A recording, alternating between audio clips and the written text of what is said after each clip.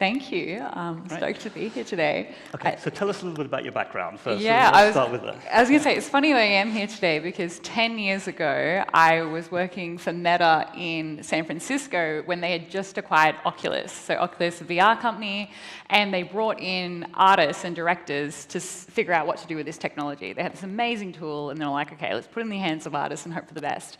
Jump forward a few more years, and then it was, oh, cool, okay, well, we did the VR thing, then there's AR, then NFTs, and I was like consulting Queensland's Gallery of Art, whether they should have an entire like NFT gallery collection as part of that.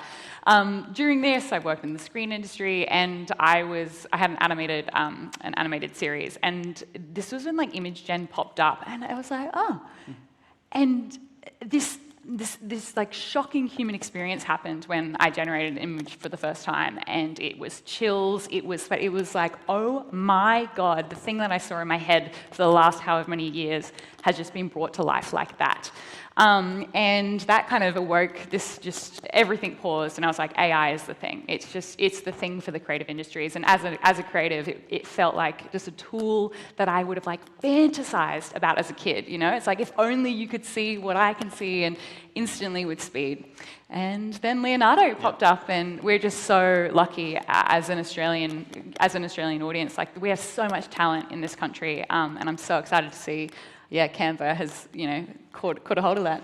So, back then when you had your first interaction and you had all that positivity and enthusiasm about it, you were probably the exception rather than the rule, right? Oh, it was fear. It was for real. It was fear as well. But fear not for...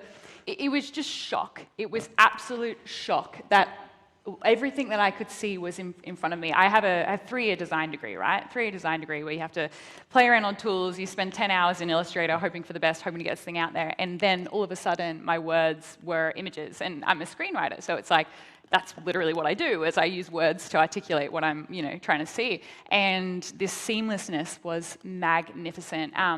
I think being in the creative industries gives, it's just been such a beautiful way to have almost permission to say, like, honestly, guys, this tool is for us. Like, we've done the hard yards. I've done it for 10 years, Being an artist and being creative, you're always, trying to work with the bare minimum resources. You're always begging for funding to try and get this creative project just even 2% more forward, right?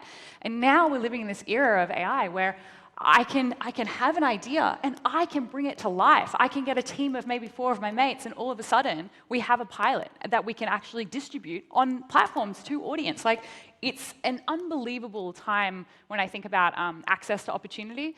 And we did oh my gosh, what was it called? Earlier this year, International Women's Day, I found 50 female artists who are just women artists who are doing just amazing things with AI. And what was so interesting is these creators that previously did not have access to either time for tertiary training, like doing 3D assets, for example, incredibly laborious task, and all of a sudden now we can be making assets within an afternoon. So it's really changed the game of the tools are in everybody's hands now, which has just been really exciting to see. We have like over 30 million users at Leo across like 180 different countries. You've got every single vertical, right? You've got advertising, marketing, media, you've got animation, you've got fashion, you've got makeup artists who are doing like awesome stuff with these tools. And I think it's just such an exciting time that everybody's kind of been trying to unleash this creativity within out to the masses. And Leonardo started out as a game design studio, right? Yes. Yeah, so founded by the boys used to run a game studio, and JJ, our founder, you're making, I don't know if anyone's made a game before, like, the thing is, it is arduous, and it takes so much time, and when you're talking about a small studio, like, you're down to the pennies on making these games. And he realized that using AI would be able to take from making like one asset, all of a sudden he's making 300 assets at speed, at scale. And the creativity was able to then be put into things that actually were valuable, to increasing the story or being more strategic with the marketing, rather than someone tangibly making 300 of the repeated assets with mild variation. And so they ran that out through the game studio, and then was like, okay, what other verticals are there? What other avenues can benefit from these tools? And the rapid adoption of generative capabilities is evidence of how beneficial these tools are. Things that change the world overnight it's for a reason. It's the same thing as the internet. I really do feel that AI is the same as the birth of the internet. Like we were saying off stage earlier, people talk about artificial intelligence, when I would argue strongly that we're about to head into the next era of human intelligence. This is a level of human intelligence that we have couldn't have even fathomed. Sci-fi writers were pitching this stuff 50 years ago, and now I'm sitting here every single day where we just we riff ideas, futurists, that's what we do. We guess at what could come next. And the insane thing is, the things that I'm saying aren't insane. The things that I'm saying are that could work. That could happen for sure. Let's take it back to the creative workflows. Yeah. How do you, we've all kind of heard the theory, and we've all seen the basic tools, and we've all had interactions with various chat agents. But that feels subscale, right? How does it fit into an industrial process? How does it feed into, say, inspiration to start with? Yeah, definitely. So, do you want to start with the video? We'll start with the video, and then we can go from there. So we're going to do some product demos. Awesome. Not live, so this was one of our super early tools. This is called Real-Time Canvas. This is a doodle pad. You sketch and doodle. So, if you're someone who likes illustrating, all of a sudden you're just doing little doodles, and instantly, AI is keeping up to speed and, helping you fill in the blanks to be able to make these beautiful images. Now, if you have kids, it's so fun to watch them play with this thing. It's awesome. But if you're a professional, when we talk about composition and being able to have creative control over an outcome, it's very important for me to have control over a composition. And when you're typing into a chatbot and being like, make a giraffe ride a bicycle kind of thing, there isn't that level of control that you require if I'm working for an ad agency or I'm a designer who wants specific outcomes. So these tools are really fun for early stage ideating, all the way through to having creative control over the specific outcome. Now, this is just one playful little tool, but we work with massive creative professional workflows. So for example, the Emmys, I taught the Emmys last year. So I've been teaching Hollywood how to use AI. And what's hilarious is I spent years begging somebody to read my script. And now, you're standing in a room being like, this is how Hollywood's changing. This is the new era of cinema. This is how we make films. And it's been awesome to see the shift in attitude specifically. I think last year or even the year before, there was a lot of fear. There was a lot of confusion. But what people have realized is we're working with these things. We're using these tools. We're directing these tools. It's truly like us having a conversation and being like, what do you reckon about this, JJ? It's been really fun. And this is a still image, right? But you've also, I think we've got some we video can add creation assets. Right? Let's keep going. Keep playing for some of our other elements. So this is a really important workflow that we've recently added, which is LoRa's. For people who are professionals, it's called a LoRa. On platform, we call them elements. And with 8 photos from my Facebook, from my Instagram, these are just low, shitty photos from my Instagram, we're able to go and create an element of me. So this is my digital twin. We use her all the time for advertising and marketing campaigns. And I can go and do whatever it is that I want. So we go, chuck me on. And we're hanging out with giraffes. We're having a safari over here. But what's absolutely awesome about these tools is, I can be put into any scenes doing anything that we want and playing around with that. We can constantly change my hair, we can change my outfits, we can change the giraffe, we can go through these amazing experiences, and this is something that's readily available to everybody in this room right now. So these aren't inaccessible tools. These are today. And H&M, I don't know if you guys saw that campaign recently. They worked with their fashion models, and the fashion model gave permission for their use, and then H&M trained a whole bunch of models on their faces, and bang, all of a sudden, a production that previously would have cost $500,000, literally paying insurance for a necklace. Now, they can just bang model, bang environment, bang. And what's cooler about that is the personalization with advertising and the ability for, if you're on LinkedIn, everyone calls it fluid. It's like AI is fluid. It's the ability to constantly be able to tweak and personalize depending on who's responding to that information. So, if I'm marketing towards you, instantly that ad or that image can be fed to your personal preferences. If you're similarly to what Netflix have been doing for years with personalized assets. So if you go to watch a movie, the image looks different depending on what your viewing preferences are. But you just think about that at mass scale for advertising, marketing, socials, but beyond that, it's like the richness of story, and that's what I get excited about. It's like, awesome, now people get to be immersed and see themselves in ways that they have absolutely never seen themselves. And this is what I love, the diverse experiences are coming to light. Yeah. We did a Christmas campaign. Oh yeah, I love this. Hey! Yeah, no, please. please. Video, oh my God, I love so this. I think everyone in this room knows the level of personalization that we can do today. But if you can't personalize the assets, what's the point? That's the point. So I made this in 5 minutes, under literally less than 5 minutes, and it's hilarious that this is where we're at today. So you just think I always try to think 6 months ahead minimum, and that we have this feasibility. So we brought motion to platform recently. I was saying to Jason off stage, last year was like 2024 was photorealism. 2025 is video. It's motion, and it is happening fast, like really, really fast. And so we've been bringing in whichever is the best model, bang, bring it to platform, because we want to make sure that users are being able to access these just incredible models on the back end. For those who don't particularly familiar with Leo, we're a content suite. And so what I mean by that is you've got image gen, you've got upscaling, which just means high definition stuff, you've got motion capabilities. And what's rad about these kind of like motion tools is previously, like I always say like old school vintage prompting, like literally like 6 months ago, but you used to have to be, name a specific camera shot. You'd be like a wide angle with like a pan, and use terminology. Whereas now with a UI or interface like Leo, you can jump on, literally visually just see the thing and be like, oh yeah, I like it when the camera does that.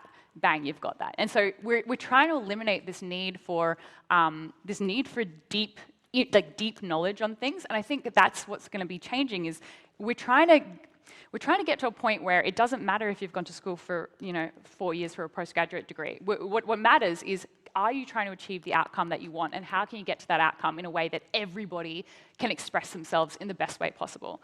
So I'm just so like hyped by tools like this. It's been interesting seeing in just like celebrity culture really clue on to this AI stuff. Snoop Dogg released like a sick music video recently. I totally recommend to watch it. But that thing was made using AI, and we've seen like just a bunch of celebrities kind of experiment with these tools in the music space right now. But I'm telling you, Hollywood is doing it as well. So I think. But you were in LA recently, right? I was in LA like 2 weeks ago. Yeah. So what was the kind of thing that people were excited about that dropped out of that event? Oh my God, it's mental. So Canva acquired Leo the end of last year. Dreamlab is their like image gen thing, and that's powered by Leo. But they launched this like new era of AI tools on Canva, like this scalable assets. It's called like assets at scale, where you can just drop like your brand guidelines. You can just like, this is the thing that I want, and it will make 300 plus assets that are this dimension, this dimension, this dimension, in this language, in this audience, with this target audience, bang, bang, bang, bang, bang, bang, bang. It has gone, if you've given it like 5 images, it will reshape and resize those different images, like just basic, like social media strategy, really. And it's unbelievable, and that can be done with the click of a button. They've also done, which I'm super hyped about, is code, is coding with AI, and it's meant to be just like at complete ease. I'm sure we have a bunch of like entrepreneurs in the room, and previously, like when you have an idea and you have a concept for an app or whatever, you would have had to pay 20 to 50 grand to hire a junior dev to hopefully make a little MVP that you can maybe test on LinkedIn and hopefully, whatever. Now I can be interacting with my own AI, I can make a brand in Leo, make my thing, like this is what I want, take it into Canva, and it's like, sick, let me code up the app in the afternoon. Bang, I've got it on LinkedIn, I've got people interacting with it that afternoon. Like, that is unbelievable. And for anyone who's been through startup accelerators, that's the premise. It's just like MVP ship, like let's see if it works or not. So just unbelievably exciting time to be alive. And I think I studied 10 years ago, an interaction degree, and literally hacking, doing this code, and to me, that is not the depth. Like the point is to get to the end outcome, right? And for sure, if you enjoy the process of sitting writing code, for sure, go to town. But if your goal isn't that, and which for a lot of people it isn't, the goal is I need to have a pamphlet so that I can market my small business. I need to have a little app so I can, achieve this greater outcome. That, I think, is really interesting. So yeah, just depending on what it is that you're trying to achieve. But this next era of human intelligence is just unbelievable that we're alive today and that these tools are readily available is the other thing. I think Leo is like, I should know this, I think it's like $10 a month. It's like it's really not much to have like a suite which is just like a magic wand. Yeah. That's today. That's today, right? Yeah, that's today. What about, I mean, look into the crystal ball. What does 5 years' time look like? Yeah. Oh, mental, hey. We're going to hold you to this, by the way. Yeah, truly. So for me, what I see AI as, it's like, it's putting projector into your brain. And that's I know Musk tried to do it with the chip, in a more of a technical way, but the way I see it is that we will be having a conversation, and I'm telling you what I'm seeing, what I'm feeling, like I'm communicating with you. And currently, you're getting like a bit of, you kind of know what I'm telling you. You're piecing it together in your brain, you're kind of seeing it, you kind of get it. I think our level of human communication is going to be, I'm like, maybe we'll solve world peace, I don't know, Jason, we'll see. But it's this idea that the way that I communicate with you, you will be able to see what I'm talking about. And you'll be able to, because you know my breadth of knowledge, you know my value system, you know what my AI believes, and you know everything. The way that you receive the information will be so much more informative and transformative, is what I believe. Okay. Anyway, that's 5 years. Who knows? The world it's a crazy place. Maybe we'll be riding giraffes. I don't know. We'll see. So you're going to describe something. It's going to appear on my glasses as you're talking about it. I mean, it's. Can we take this one back to the wearables team for an idea? Yeah. I got a lot of ideas, guys. Got a lot of ideas. But to me, it's feasible, and that's what blows my mind. That, and like from a tech, like today, if we wanted to, let's go make an MVP. But if we're having this conversation, I'm telling you about this movie idea I have for this girl who rides a giraffe, whatever. You're listening to it, and you're literally seeing it in real time that we can be having this information, and I can be like, no, not like that. No, it has longer hair, and bang, it has longer hair. And the way that we edit on Leo is conversational. So if I'm generating images and I've generated a scene, for example, I can, with conversational language, say, no, like make a hat bigger, or make it sunset. Be like, awesome, that's great. Now I need the next scene to be shot at nighttime. This is natural conversational language, and that is influencing outcomes. Like, to me, that is the gift of what we've done with AI. It's just like that we have made it natural language, which is magnificent, because it is that breaking down of barriers. It's meaning that everybody is able to access such a powerful technology. But it's like unbelievable that a technology this phenomenal and powerful can be done by anyone, and that should be exciting. And that should be exciting, because AI, when we used to, 10 years ago, you literally had to have an IT degree to go and code stuff and then hang out in a GitHub repository. Who wants to do that? So, whereas now, I can be having this conversational interaction and just creating content, which is unbelievable. We work across just every single vertical I can think of, just education onwards. But I did want to make sure that we show you maybe a QR code We are going to Oh, you're doing it? Oh, good, you're doing it. Okay, sorry, yeah. But anyway, we've been working, this is our most recent one. We published a trend report earlier this year. And I think for this audience, the trend report is so valuable. This is our most recent one, which is incredibly important for studios and agencies. Something I forgot to mention is that Leo is a collaborative platform, in that, you can have teams. So it's Leonardo for Teams. Super helpful if you have a team or a studio or a group of people who are learning AI, but potentially you've got some people who are stronger on the team versus others.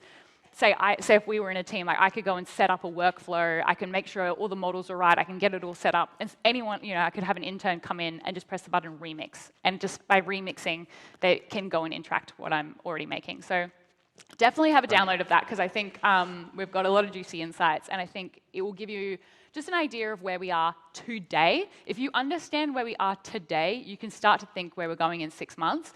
But it is such an inevitable and truly positive technology to work with as a creative and as a creator. I truly encourage you to just have a play and see what you can figure out. Jessie Hughes, thank you very much. Look, I hope you're all as excited as we are. It's actually your birthday today, so we're going to wish Jessie happy birthday. Oh my God. Thank you very much. Thank you. Happy birthday. Oh my God, I'm happy birthday fancy. from all of us here at Meta, and thank you. We're looking forward to the future. Thank you so much. Thank you. Thank you so much, everybody.